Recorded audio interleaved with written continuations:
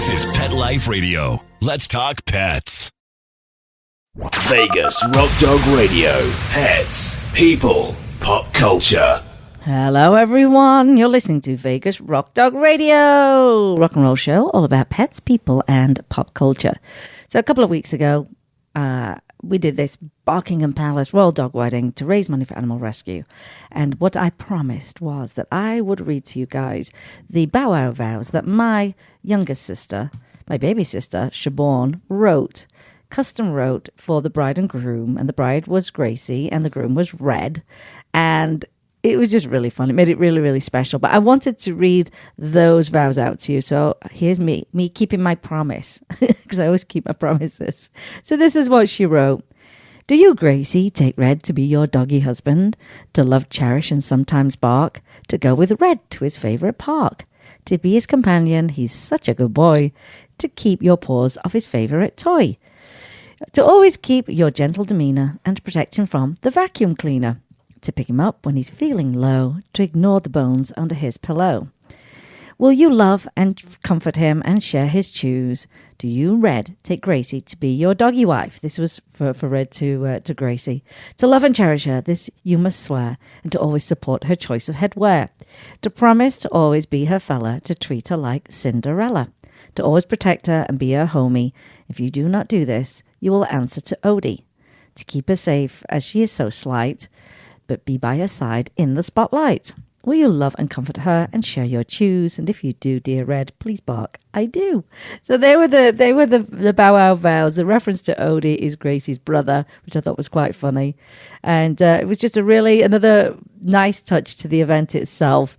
And gosh, are there going to be any more royal weddings? Because I'm getting really good at this. This is my second one. I think they're done. I think there's no more. Or no more that are worthy of TV coverage. I don't see anything for a while. I mean, the Princess Eugenie, I think, is getting married, but it may not be this big hoopla.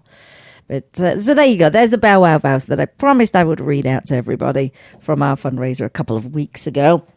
Well, let's go into... Oh, I've got lots of topics today, actually. Let's go into the behavioral effects of olfactory stimulation on dogs in rescues and in shelters. Yeah. So, because this is going to lead into another topic we're going to talk about this year. Many domestic dogs are kept in rescue and rehoming shelters, which are frequently stressful and under-stimulating environments. Dog welfare is often compromised within these environments, and there is a need to determine new practical and effective methods of improving the welfare of these kennelled dogs. Olfactory stimulation has been demonstrated to have positive behavioral effects in a range of contexts. However, this field remains relatively understudied in the domestic dog.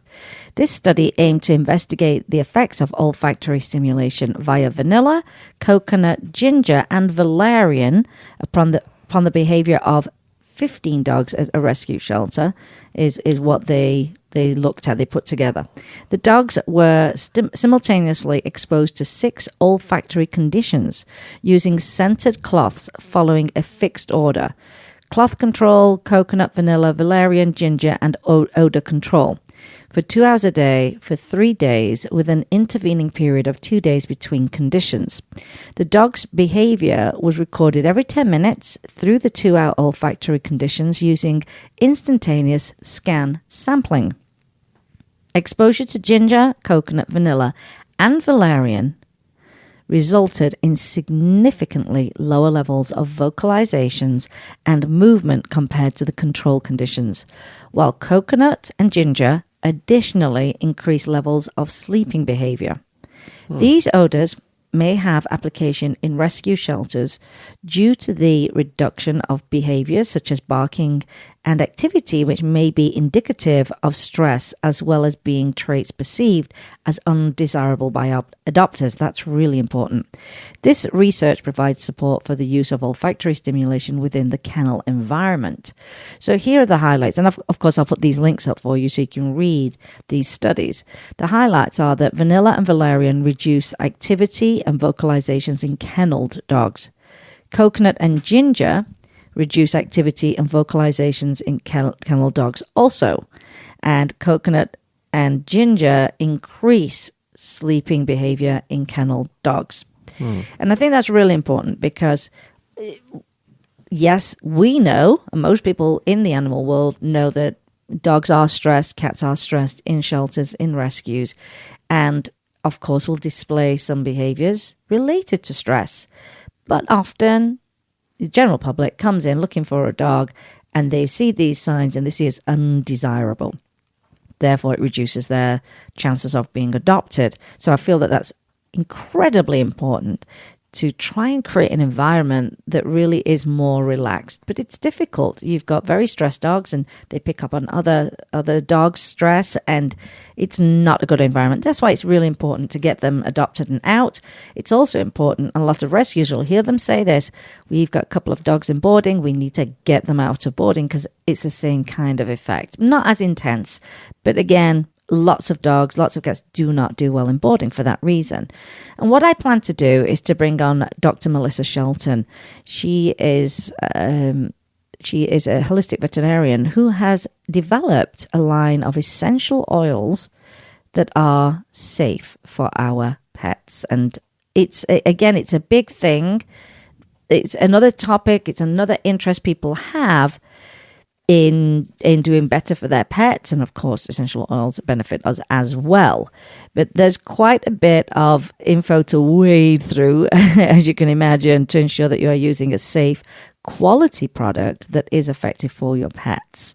And I've seen through some of my research, there are lots and lots of companies, developing, or maybe not developing so well, some essential oils in bad carrier oils, synthetic fragrances that are not of good quality, and they're certainly not safe. And I think that's going to be a very important topic for us to discuss because people are showing a big interest in it.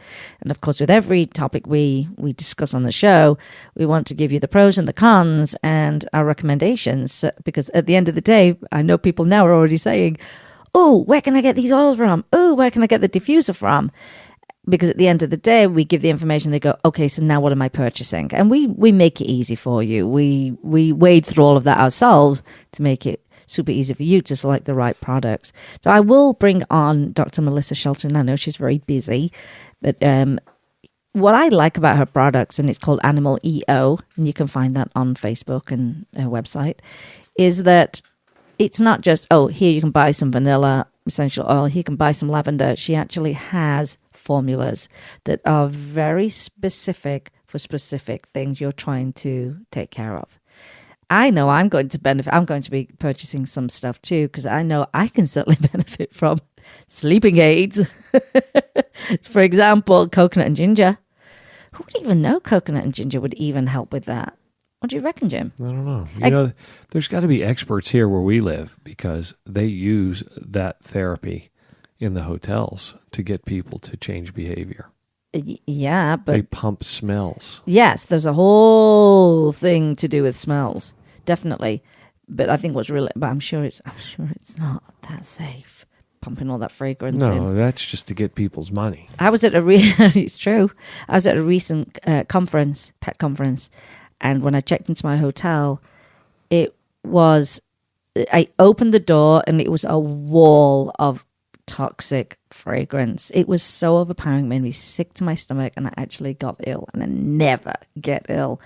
And I just wondered, what on earth are they pumping through their system? I didn't know if it was one of those pads, that is soaked with fragrance and then they stick it in the air vent. Honestly, it was sickening to my stomach. Made me feel so, so ill. And so you can see how, a not so good product and a well-researched, developed product that's safe for your pets is going to make a big difference. You will have probably seen on the internet the video of the dog that was affected by a plug-in air freshener. And it can cause seizures and all manner of issues, health issues. It's dangerous. And it's not good for us either, by the way. So that's something to bear in mind. So I think when we talk about these essential oils, and we get the doctor on the show, you're going to find that this is going to be something that's very beneficial for you, for the entire family. Which also, I'm going down a little path here. I talked about soap nuts a couple of weeks ago. And we use them. And we use them, and they're very good. We are eliminating anything that's toxic in our house as much as we possibly can. And we've got rid of everything else. There's no candles burning. There's no plug-ins. We haven't done that in years. There's no dryer sheets. But then I needed to look at our detergent. What are we washing our clothes in? Because think about this. You're then rubbing that towel on you. You're putting your clothes on. You're sleeping in the sheets. Your dogs are laying on the beds that you've just put in the washing machine.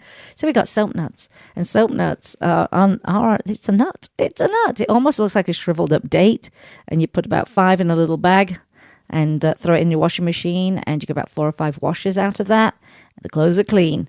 The clothes are really clean. So my next step is, I haven't used dryer sheets in years, but I would like some nice fragrance on them that's safe, of course. So my next step is to look at animal EO products and how I can incorporate them with the dryer balls that I put into my tumble dryer to, create a nice fragrance that is safe and obviously beneficial, because every single formula she has treats something. It's amazing. And of course we will talk about cats, because cats have such a sensitivity to those kind of things, and we'll hopefully get her on the show and explain the difference between diffusing an oil, what are the ones you can use neat, the carriers they come in, carrier oils, type of product that you would use, equipment to diffuse. It's going to be interesting. So I'm hoping I can lock her down. I know she's really, really busy, but she, to my knowledge, has the only safe essential oil product available for pets. And there's some big names out there. I'm not going to mention them, but they are not safe for pets. Just bear that in mind. And I did have a friend who said, I posted a little thing about essential oils because, yes, that's why I use, and she named this big brand that lots of people are using because, that's why I use that for my pets. Ooh, and I had to message her, yeah, and you shouldn't be using that for your pets. So I did a little private message there and turned her onto the right products. So there you go. That's my essential oils. I think that's a great little bit of research, and it's something you can apply for yourselves and your pets too. Let's talk about. Let me come through here. Well, I talked a little bit about cats. Now, Nature Communications published a study last year that suggested that cats in the US kill between, get this number, Jim. Cats in the US only kill between 1.3 and 4 billion birds, and between 6.3 and 22.3 billion small mammals per year. They have a big job. They're busy. And so I said, B for billion. That's a huge, huge number. So what does that tell you? What does that tell you? So let me tell you what that tells you, yeah? It's going to lead right into nutrition. Cats evolved to become highly efficient predators, and they have sharp teeth and retractable claws. They've got cushioned paws to silently creep up on prey, night vision, and they're incredibly swift and agile. And while the domestication of cats from wild ancestors to human companions started taking place some 10,000 years ago, cats have retained their feral hunting instincts, as well as their ability to digest raw meat. So that has not changed. It just hasn't changed. No matter how much you coddle them and dress them up in bows and sunglasses, this is what the article says, you can't take their predatory instincts away, which we don't want to do. And that is the IFL. Somebody's got to take care of the mice. That is, exactly. Well, and it's part of their makeup. This is what they do. IFL science, that's where that came from. I think it's important that there's lots you can do for your pets. Great nutrition, grooming, good toys that they can interact with and those kind of things. But I think we should never lose sight of, this is a cat, this is a dog, this is a rabbit, and what are their needs? And instinctively, what do they do, and how can we satisfy that? And I think that's important. How can you try and replicate that as much as you possibly can? I'm not saying go and get a bunch of mice. That's not what I'm saying, because they're quite good at doing that themselves. Now, here's a quote from Rodney Habib, pet nutrition expert. He said, an educated, informed, and well-researched community of pet owners can only put more pressure on the pet food industry to be better. When pet owners know better, they will they will only do better. So, I'm not sure if they always do better. They do know. They're not dumb. They're not dumb by any means. But what he's saying is it hasn't changed. This is how they eat. They can eat raw. So let's provide them with what we can that's as close to that as possible. And I think that's a really good thing. So if you're ever thinking of feeding a raw diet and you say, oh, I'm not sure if it's good for my pets, I keep reading these scary things online, then consider this study. And I'll put the link up for it also. Cats still maintain that feral hunting instinct and can biologically digest that raw meat because the pH is, it's acidic. It can handle it. It can handle bacteria. And they're still doing it to this day, whether you like it or not, when they come in with a dead mouse. But did you see that video? Someone's cat come in. She was having a glass of wine. She came in. The cat came in with a dead mouse and happened to plop it down, and it happened to drape over the edge of her wine glass. Nice. Can you imagine that for a Friday night? Well, we had the surprise about a year ago with Thornton. She might be part cat too then. Which surprise was this? Because we've had that many. When I went into the backyard and we had a present in our backyard, unless a wild cat gave us that pet rat. That's right. She did. And she's caught those cute little chipmunky things. They're not chipmunks, though. What are they? Ground squirrels. I don't think they're that either. Aren't they called a desert something? They're cute, though. They're really cute. They better be fast if they come in my yard. They have to be. They get brave, though. They come right up to the door. And I usually knock on the glass to make sure they run off before I let the dogs out. So there you go. So you can't argue with what their instincts are, their natural instincts. And so if you were a little bit worried and going, I think it's gross. It's what they do. It's what they do. And they can handle it. So if you were to start looking into a raw diet, understand that their bodies can cope with it. So there you go. So that's my little thing about cats, kitty cats. What else do I have on my list, Jim? You had mentioned...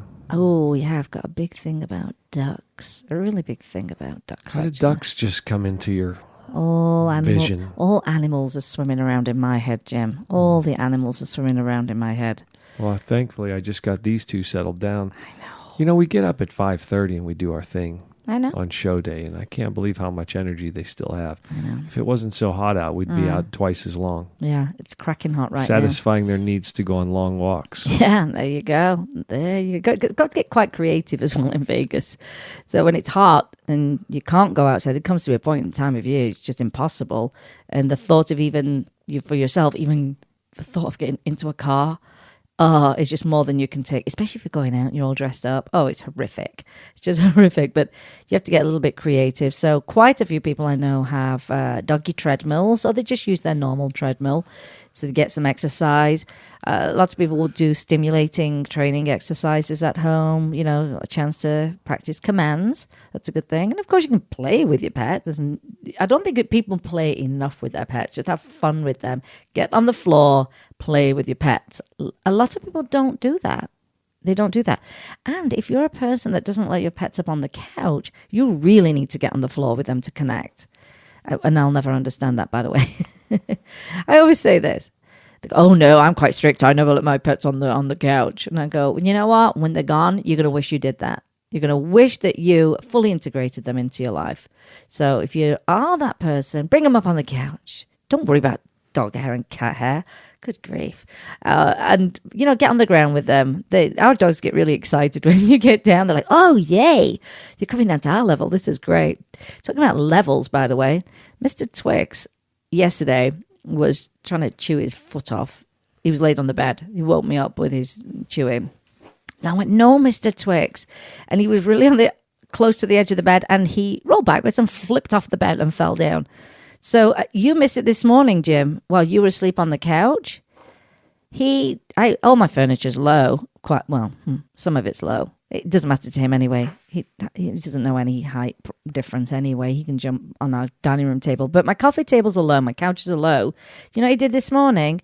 He jumped on the coffee table, and then his back legs weren't quite on it.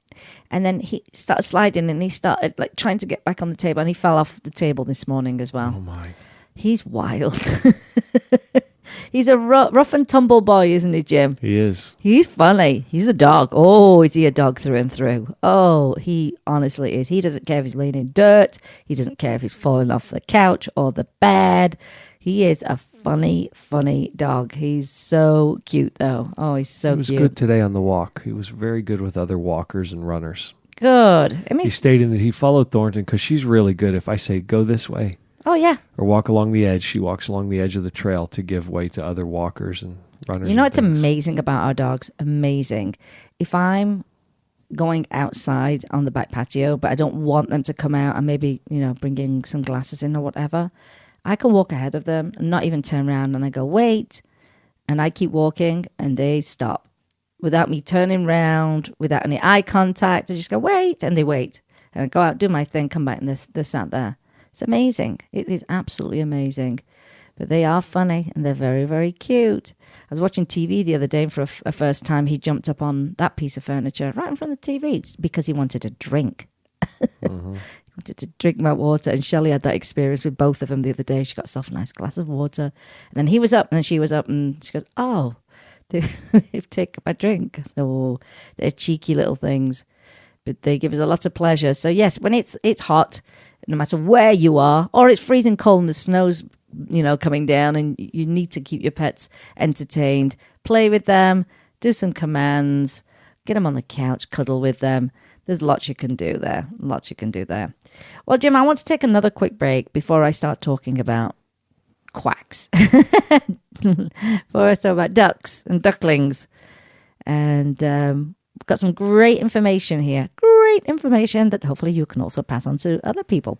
So stay right there. We'll be right back. You're listening to Vegas Rock Dog Radio with me, Sam, your host.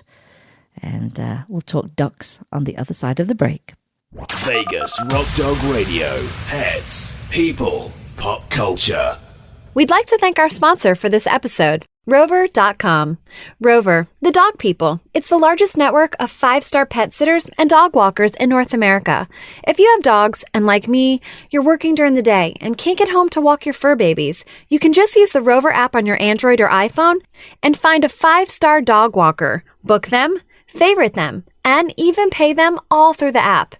And I know if I'm going away for the weekend or even taking a 5-day cruise, I can use the same Rover app to book a pet sitter. By using Rover, my dog walker or pet sitter is trusted, background checked, and is backed by Rover's premium insurance and 24/7 support. And if my dog and I want to meet my pet sitter or dog walker beforehand, we can do that too with a free meet and greet. I personally like that I can get pictures of my dog, a map of her walk, and updates right on the app. It's so cool. We have a special offer for Pet Life Radio listeners too. Get $25 off your first booking by going to rover.com/Pet Life Radio. Pet Life Radio is all one word, and use the promo code Pet Life Radio. So once again, go to rover.com/Pet Life Radio. Pet Life Radio is all one word, and use promo code Pet Life Radio. 3 words for the code, and get $25 off your first booking. It's a pawsome deal. Let's talk pets Let's talk pets on Pet Life Radio. Pet Life Radio. PetLifeRadio.com. Vegas Rock Dog Radio. Pets, people, pop culture. Hi, everyone. Welcome back. I want to say a quick hello to Sarah, who's listening in from my hometown, Sheffield, in England. Isn't it her bedtime already? No. Isn't it late there? Not unless she goes to bed at 6:30 in the evening. I would. Well, I don't know, though. She's in the medical field. I don't really know. I could be wrong. I wrong. get sleepy around 7 o'clock. I could totally be wrong on that one. The highest Sarah. Hope you and the Pops having a nice weekend. She liked the Bow Wow Vows that Siobhan wrote. She knows my sister as well. So I'm glad she liked that. It was fun. It was such a fun event. I'm almost done with the video, with all the images, all the video, and it's going to be really fun to look at. And I need to say a big thank you to Laurie Fuller. for taking photographs that evening. They were so good. I didn't ask anyone to come and photograph that night. I thought, it's a small event. Everybody's got their cell phones, they take great photos. And she always comes with a professional camera. She said, I'll take whatever pictures you want, which I thought was incredibly kind of her. And they turned out great. So I will have that out. I'm going to say definitely by Monday, because I know everyone is dying to see that. So big hello, Sarah. You'll be able to see a little bit more next week. So I've got lots to catch up on. As I said, I've thoroughly enjoyed my niece being here. It's been almost 2 weeks. It's been really fun. It's forced me to take some time off, which has been very welcome. Because up to a couple of days ago, I could barely walk because I re-injured my psoas, and my neck is never the best anyway. And it just got to such a peak that I thought, yes, I need to be, rebuild me like the Bionic Woman. So I headed off to my chiropractor, and huge difference just after the first session. So very, very happy about that. So I'm going to rebuild myself in the next 2 weeks. Oh, that's good. I'm going to rebuild myself because with Legos. Coming up is Super Zoo. Super Zoo is happening in Vegas again this year. And I'll be doing some work with a couple of brands, blah, blah, blah. But lots of great people coming into town. One in particular, can't mention who it is, but if it all works out, it's going to be amazing. And I'll need to be in good shape for that, because I think last year was over 5,000 booths. Was it 5,000 booths? Yeah, it was just big. It was huge. Absolutely massive. Huge. Keeps getting bigger. It does. It gets bigger and bigger and bigger. And if you've never been to Super Zoo, here's my advice. Look through the brands that you're really, really, really interested in connecting with. Really important, because it is overwhelming. It is too large. You will just be going up and down aisles like a maniac and get very stressed out, very exhausted, very, very quickly. So have a plan. Look at the brands you're interested in, and then make a plan to actually see them first. Otherwise, you're going to miss out. It is. It's pretty exhausting.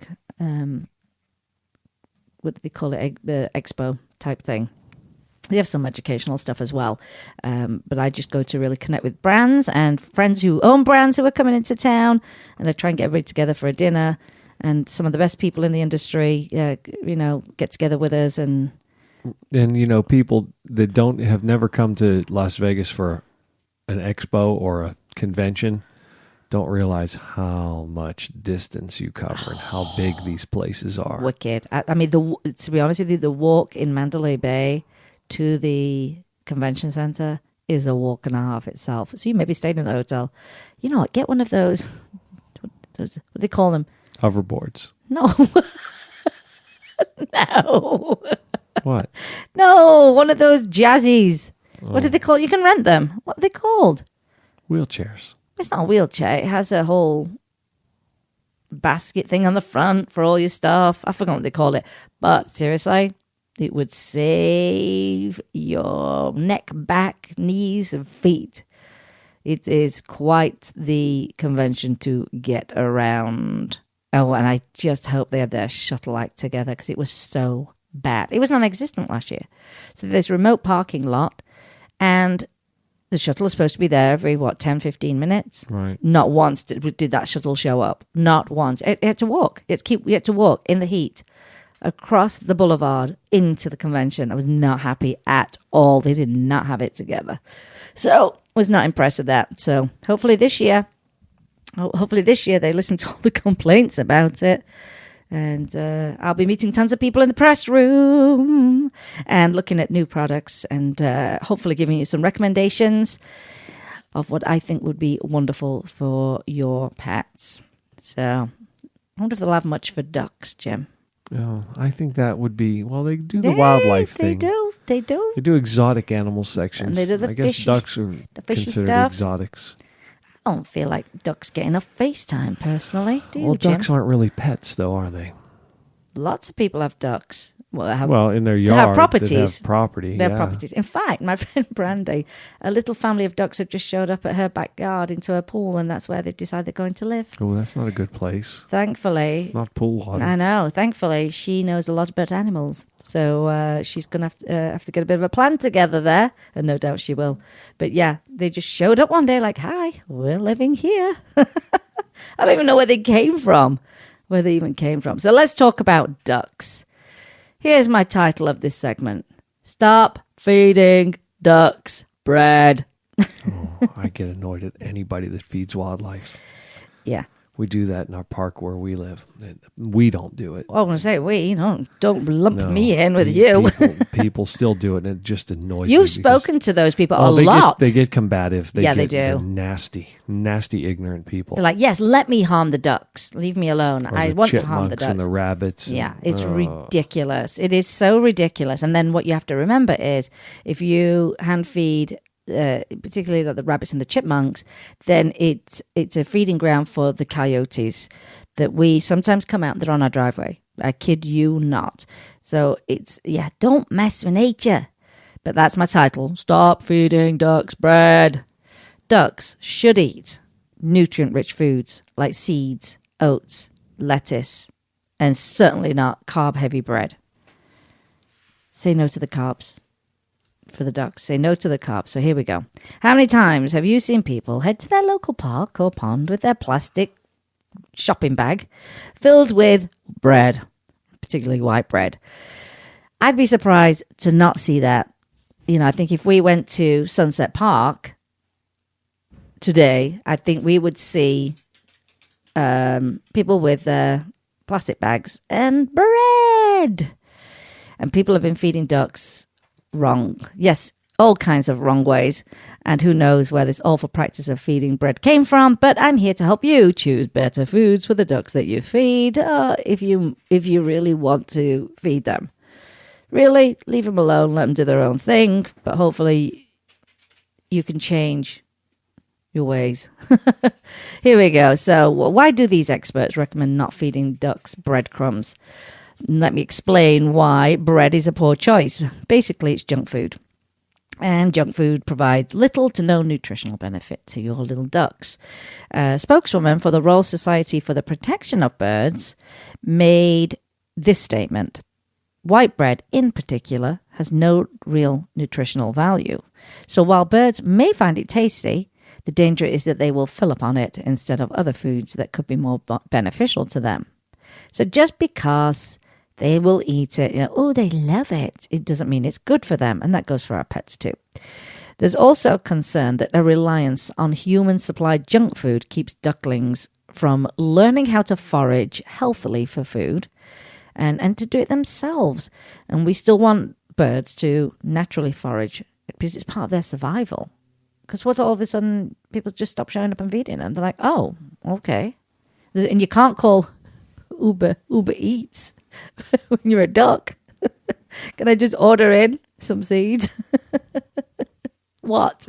I was told not to say anything funny, so. I don't mind anything funny. I don't like things that are corny. I'm not going to say anything. What were you going to say now? I was going to stop feeding you, and then you have to go forage yourself like a wild ducklet.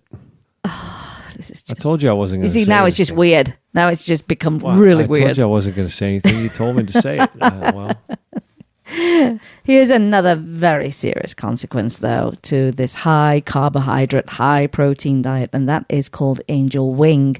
And I can't imagine too many people know about that. And it's a wing deformity, also known as airplane wing.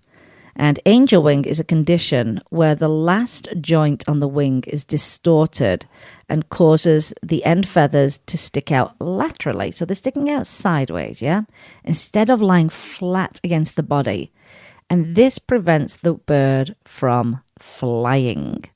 And specifically, a high-protein diet contributes to the wing bones growing too fast and making the wing too heavy for the joint.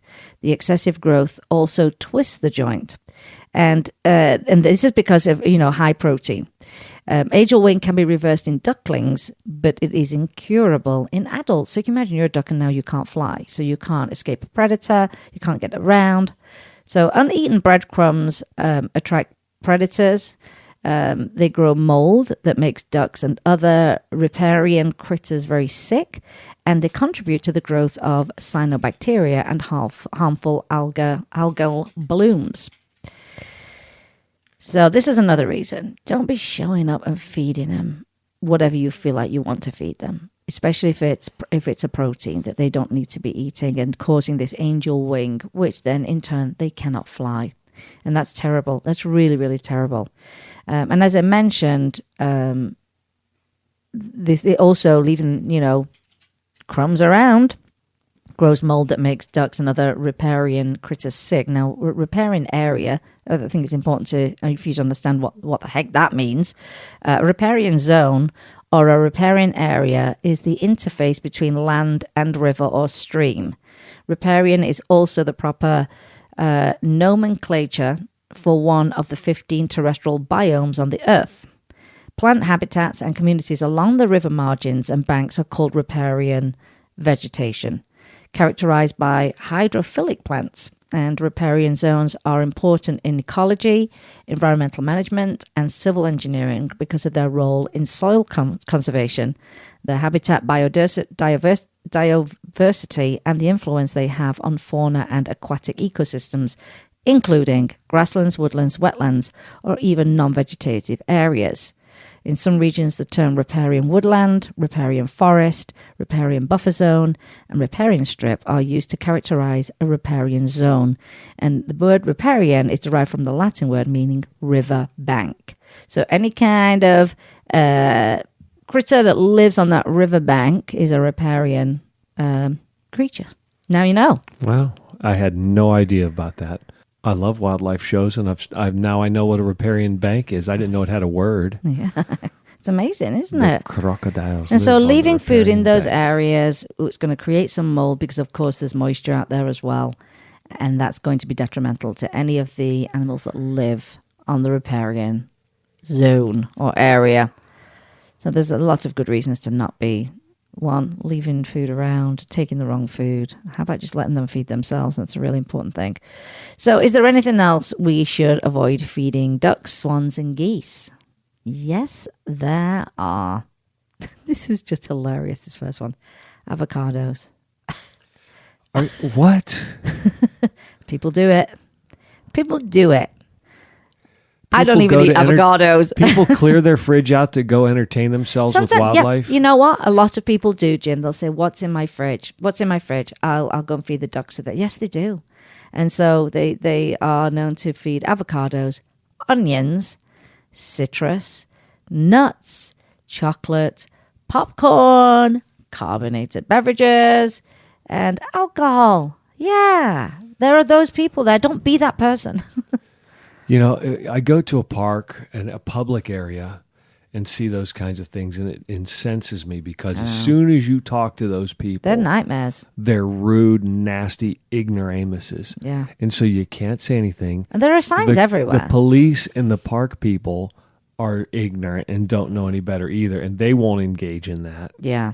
Oh, It's not right. You have mentioned it quite a few times, though, haven't you? Like, Oh, quit I had feeding. a lady shouting at me. I'm like, oh my God, she's going to call the cops on me now. It's You ridiculous. know, you have to be afraid that you're going to scare someone because you're going to tell them the truth. Oh, yoy. Well, and all you're trying to do is protect an animal. That's all you're trying to do. So what can you feed them? Lettuce. What sort of foods do ducks eat in the wild? Well, they are omnivores, meaning they regularly consume a variety of foods, and that includes plants, animals, algae, and fungi. Ducks are a wildly varied species, though, with cosmopolitan distribution ranging from subantarctic islands to tropical Hawaii to all of those subtropical Canadian geese. Their diets are dependent on their habitat. Having said that, ducks will regularly eat algae and aquatic plants, worms, crustaceans, and snails and other mollusks. I've always enjoyed that word. Small fish and fish eggs, insects, berries, fruits, and nuts, small amphibians such as frogs, newts, and salamanders. Yeah, I don't know where you're going to pick those things up to take them down to the riparian riverbank. Well, you could find newts and small mollusks when you get there. Let the ducks find their own, because I think they've got it down. I think they know what they're looking for, what they like, and what's good for them. What is safe and healthy to feed? Guess what? lettuce and cabbage. The good folks, they said, at the British Canal and River Trust even did a ducky taste test. And kale and pea shoots came out on top as well. Oh, well, you can take some kale down to them then. Yeah, here's a list of safe for waterfowl foodstuffs. And they include cucumber, corn, peas, beans, broccoli, beets, squash, flowers, alfalfa, tomatoes, eggplant, bananas. No peel, of course, because, they're not a trash can. They're not the rubbish bin for whatever you've got in your fridge. Pineapple, pomegranate, seeds, scrambled eggs, okay, dry cat food or dog food, and rice. Oh, Jim's face. Rice? This article says, wait a minute, rice? I thought rice made birds' stomachs explode. No, this is an urban legend that has no basis in fact. So I did my research on this. And the article states, still nothing satisfies curious minds like empirical evidence. So in 2002, University of Kentucky, biology professor James Krupa put the matter to test with his students, conducting experiments that he eventually published in the April 2005 edition of the journal American Biology Teacher under the title, A Classroom Exercise for Testing Urban Myth. Does wedding rice cause birds to explode? Or were Ann Landers, Martha Stewart, and Bart Simpson wrong? You need to find the Bart Simpson reference, Jim. Need to find that. Birds exploding from wedding rice, Bart Simpson. So, ornithologists have been consulted over the decades about this myth, and they all say they have never witnessed a bird exploding due to rice. I'm going to say this. This week, Shelley and I ate somewhere, and I did say, so did she, oh, I feel like a pigeon that's eaten a bunch of rice. my belly's exploding. I won't be saying it anymore. And this is what they found. It's really interesting, actually. The above experiment actually found that rice expanded an additional 33%, as opposed to birdseed, which expanded 40%.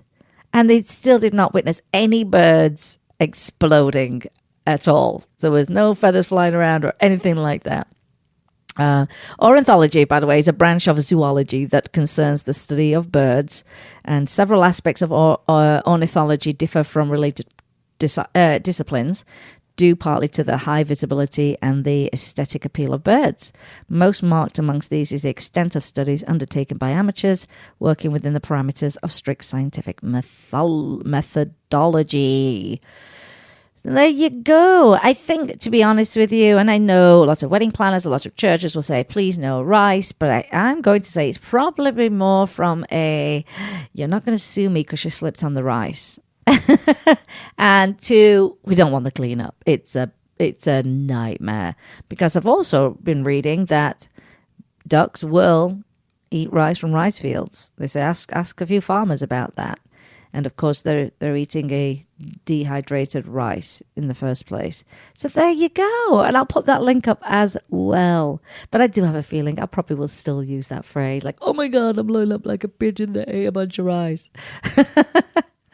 In fact, he should just say, I'm blowing up like myself who just ate a bunch of rice. It just says here on Snopes on fact checking that they can't digest it.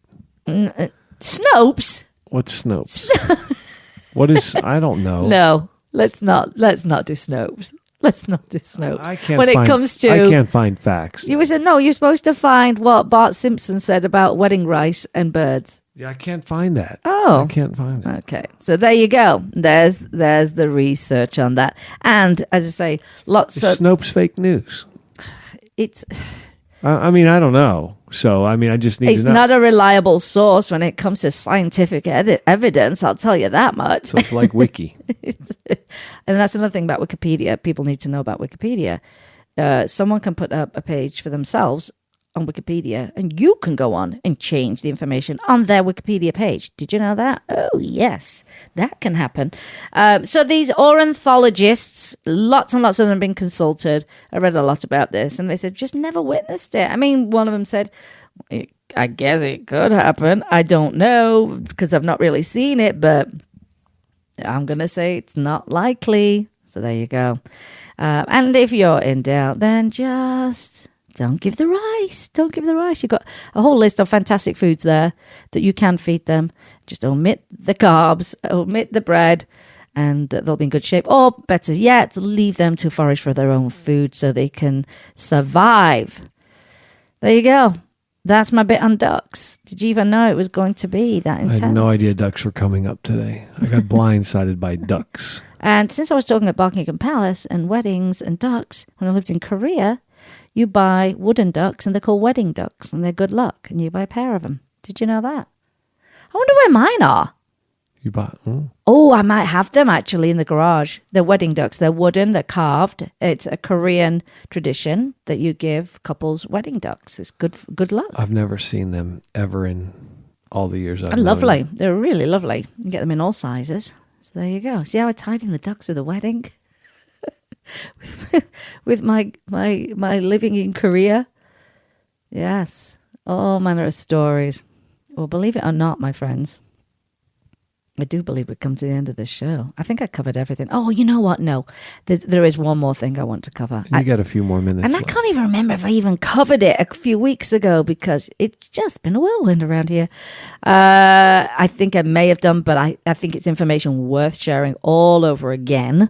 Many pets get sick from cancer treatments, motion sickness, they're traveling, and some foods make them sick as well. So what do you do to actually help them, settle their stomachs?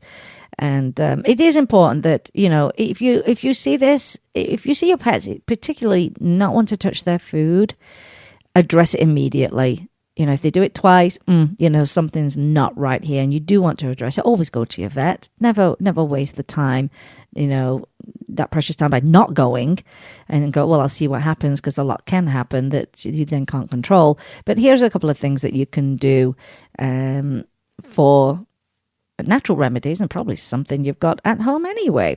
So a natural nausea remedy when it comes to herbs is using ginger, peppermint and chamomile. You're going to use fresh ground. It'll be 1/4 teaspoon per 10 pounds of dog, and you make a cool tea out of it, and you would give 1/4 cup per 10 pounds. And there's also an oral oil that you can buy as well, and basically it's 1 drop per 25 pounds, and you can also diffuse it with some lemon. So that's a natural one. Ginger, I've definitely chewed on a piece of ginger when I felt sick, so that's a really good one. There's one for spices, and that's cumin, cinnamon, fennel, and you would do a 1/16 of a teaspoon, it's a tiny pinch per 20 pounds of body weight, and you would put it on food and mix it in well. So that's a spices one that will actually help with nausea. Here's another one. This is called What about peppermint? Not on my list. Anorexia Annihilator. This is Dr. Becker's, by the way. And you can do this as a syringe, or you can serve as food.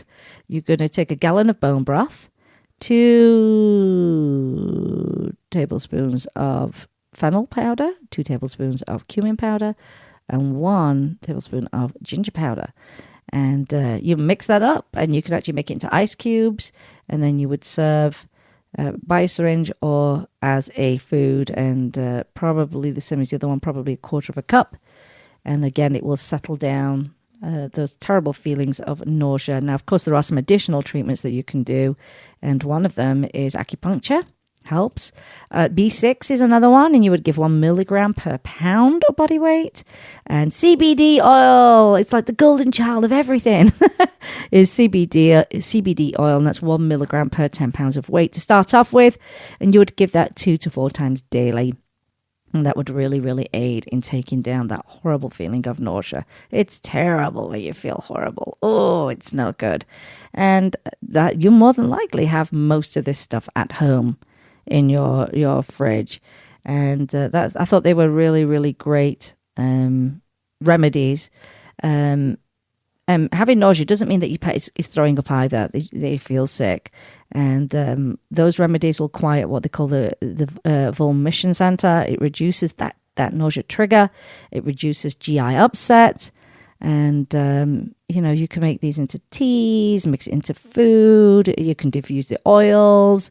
And we talked about oils a bit earlier, so make sure, you head on over to Animal EO, because that's what you need to be looking at.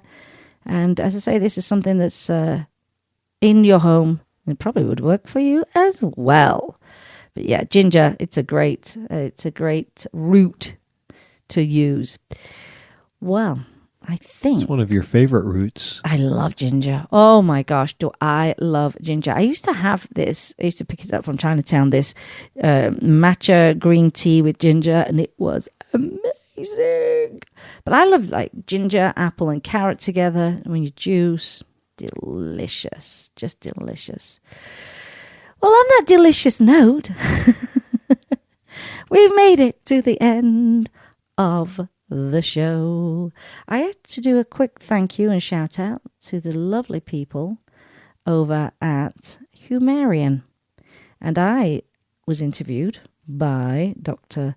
Basinger of Humarian. And Humarian, they are a probiotic company for pets and people. I met them a few weeks ago in Kansas City, and that's going to be a topic that we are going to talk about, is the importance of pre and probiotics in your pet's nutrition makeup. And again, what's a good one? What's one that's made well? What's one that's effective? What's one that's going to absorb, into the actual intestine itself and give those benefits? And that'll be a really interesting topic too. So we wade through all the mud to find you the correct information with the right recommendations at the very, very end of it, so that you can, with confidence, apply these things to your pet's nutrition. So big thank you again to Dr. Basinger of Humarian. And you can find them on social media. I want to say it's Humarian Health, if I'm not wrong. But if you search Humarian, you'll find them. And a big shout out to Christina, who set the whole thing up. Okay, remember, you can help an animal in need at a rescue, adopt, donate, volunteer, or share their information. Rescue your next family member and replace the word shop with adopt. And be kind to all animals. Thank you, Jim, for running the show for me again. I thought it was a good show with lots and lots of information for everyone, lots of takeaways. And thank you to you, the listeners.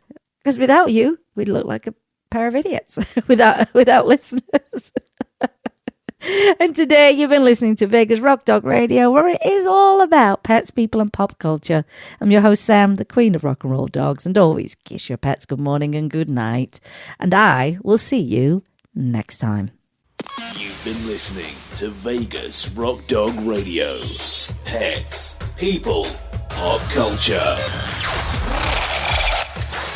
Visit Vegas Rock Dog Radio for more information. Find us on Facebook, Twitter, and Instagram. And subscribe on iTunes and iHeartRadio. And remember, give your fur babies a big kiss from me, Sam, the queen of rock and roll dogs. You must not rely on the information in this broadcast from our hosts as an alternative to medical advice from your veterinarian. If you have any specific questions about a medical matter regarding your pets, you should consult your veterinarian or specialist. Let's Talk Pets, every week on demand, only on PetLifeRadio.com.